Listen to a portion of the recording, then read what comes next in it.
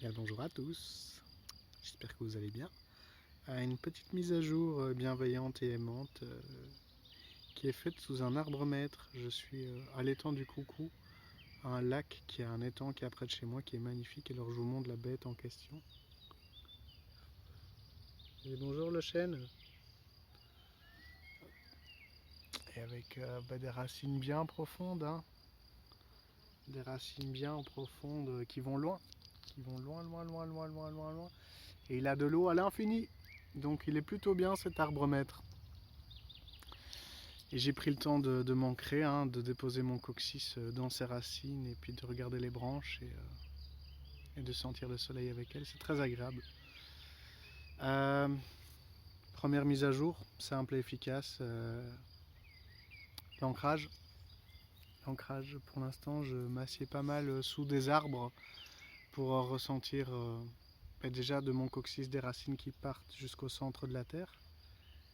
Et puis je fais monter cette conscience jusque dans mon cœur. Et puis de mon cœur, je fais monter de l'énergie, de la conscience dans le sommet de ma tête et puis dans des branches qui, j'imagine, vont lécher le soleil. Et c'est un exercice qui est très positif et je pense vraiment nécessaire pour ceux qui regardent cette vidéo.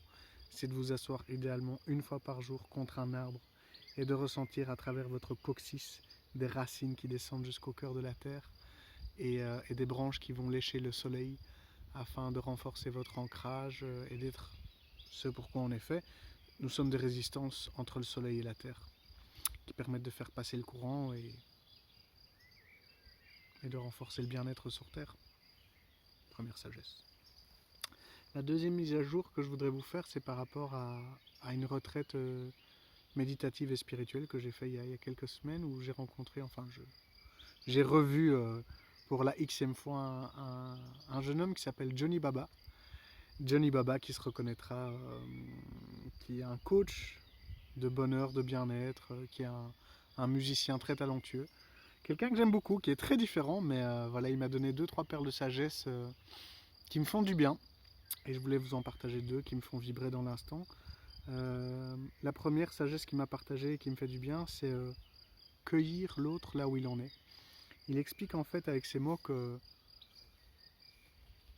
quand on rencontre, quand on partage avec quelqu'un, le sujet c'est pas nous, c'est l'autre. Le sujet c'est l'autre. Et cueillir l'autre, c'est accueillir l'autre là où il en est dans l'instant présent, dans ses compréhensions, dans son psyché, dans sa perception de la réalité, qui est différente de la nôtre, mais qui est juste pour lui. Et c'est très intéressant d'avoir cette démarche d'être, moi j'appelle avec mes mots, c'est je cueille l'autre. En fait, je vais l'écouter, je vais voir là où il en est, et je vais l'accueillir dans son psyché, là où il en est, dans ses perceptions, dans ses compréhensions du moment, ben je l'accueille là-dedans. Et donc je laisse mes compréhensions, mes perceptions et mes conseils de côté, sauf pour cette vidéo, et j'accueille la personne en face dans son énergie, dans son psyché, dans ses perceptions du moment. Et c'est très agréable de faire ça parce que je me rends compte que je me réjouis de mon frère ou de ma soeur, de là où il en est, de ce qu'il comprend, de ce qu'il vit, de ce qui est important pour lui à l'heure actuelle.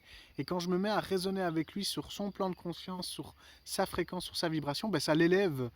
Alors qu'avant, ben j'étais en mode non mec, en fait je vais t'expliquer, il y a la 3, la 4, la 5D, il y a les anges, il y a les archanges, il y a les arcs, il y a le sans nom, il y a la source et t'as rien compris. Enfin, le vieux schéma. Alors que maintenant, ben, j'écoute la personne et je regarde où elle en est. Je fais, ah, ben, c'est cool, t'aimes les chips, ouais, c'est super cool. Ouais, il y a peut-être une vie après la mort, ou ouais, il y a peut-être quelque chose qui continue, ou ouais, il y a peut-être des ressentis qu'on voit pas mais qui existent. Enfin, voilà, je l'accueille là où il est. Et quand je fais ça, ben, je me rends compte que ma connexion avec la personne est beaucoup plus juste, beaucoup plus profonde, beaucoup plus agréable, et j'apprends des choses. Et ça, c'est cool. Donc voilà, maintenant je comprends que le sujet, c'est plus moi, c'est l'autre. Et l'autre a plein de choses à m'apprendre et j'ai envie de l'accueillir là où il en est sur son chemin. Ça me plaît beaucoup, ça me fait du bien. Et ça m'enrichit intérieurement. Donc je vous invite à faire la même chose quand vous partagez avec quelqu'un, c'est de l'accueillir, le cueillir là où il en est, sur son chemin, dans ses perceptions, et de se réjouir de ce qu'il a à vous partager sur l'instant présent, qui est juste pour lui. Et réjouissez-vous de ce que l'autre vous partage, de là où il en est. Un peu comme là maintenant avec moi, hein, vous pouvez vous réjouir de là où j'en suis, de ce que je comprends de la vie, et peu importe ce que vous pensez.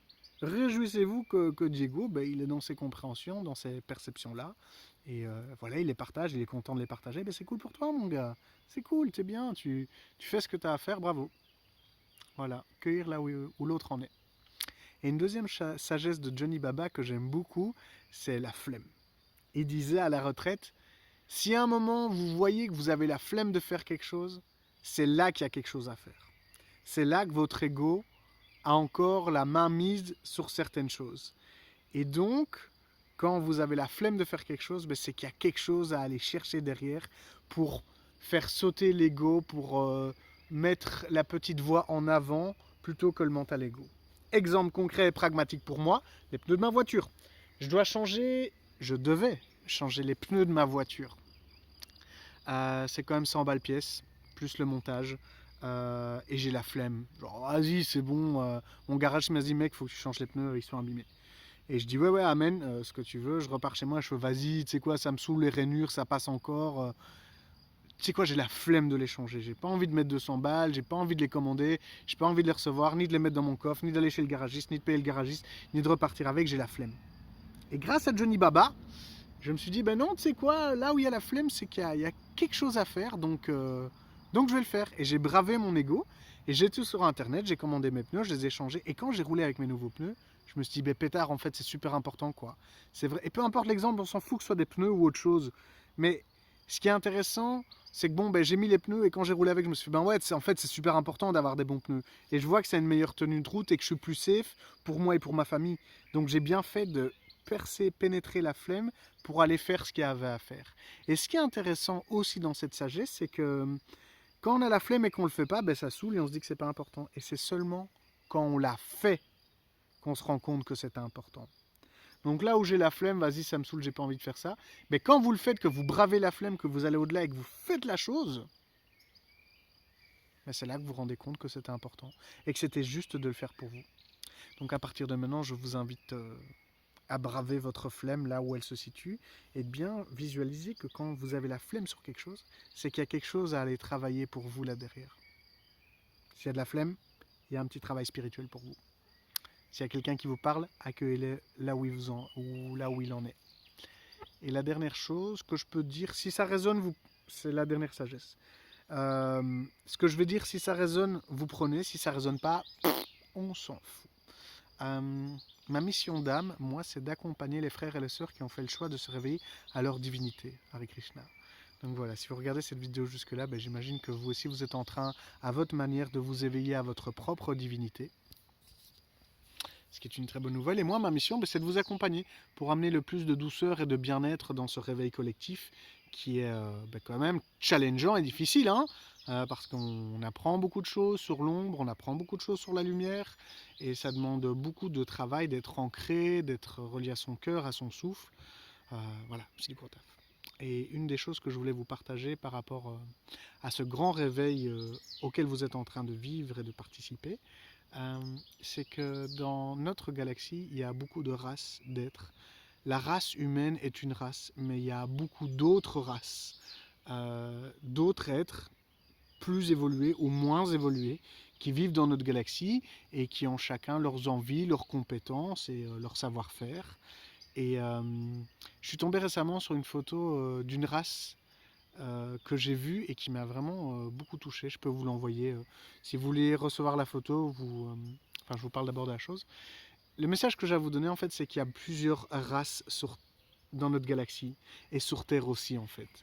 Et une des races qui existe et qui a des compétences assez poussées, ce sont les aviens. Il y en a plein. Je vous en parle d'une pour ouvrir votre conscience sur le fait qu'il y ait d'autres races. Certaines sont beaucoup plus évoluées que nous, qui vivent dans des dimensions super hautes. Il y en a qui sont beaucoup moins évoluées et qui adorent la séparation, la domination, la méchanceté, la noirceur. Et la race dont je voulais vous parler quelques instants, ça s'appelle les aviens bleus. A-V-I-E-N bleu, les aviens bleus.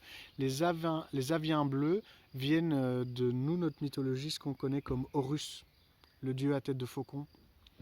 Eh bien, ces êtres-là, les aviens, qui sont des êtres qui vivent dans des dimensions beaucoup plus élevées,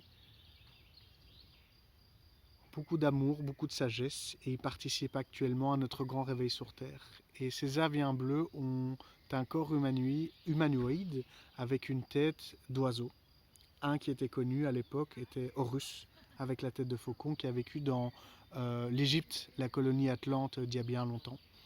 Je m'arrête là-dessus, je vous fais des gros bisous, et si je vous partage le fait qu'il y a d'autres races, dont les aviens bleus, c'est parce que je pense que c'est juste maintenant de commencer à ouvrir notre conscience, pour ceux qui ne l'ont pas encore fait, au fait qu'il y ait d'autres races dans l'univers, dans la galaxie, et que ces autres races ont chacun leurs compétences, leurs forces et leurs faiblesses. Je vous embrasse, de l'amour, de la paix, et au grand plaisir de vous retrouver.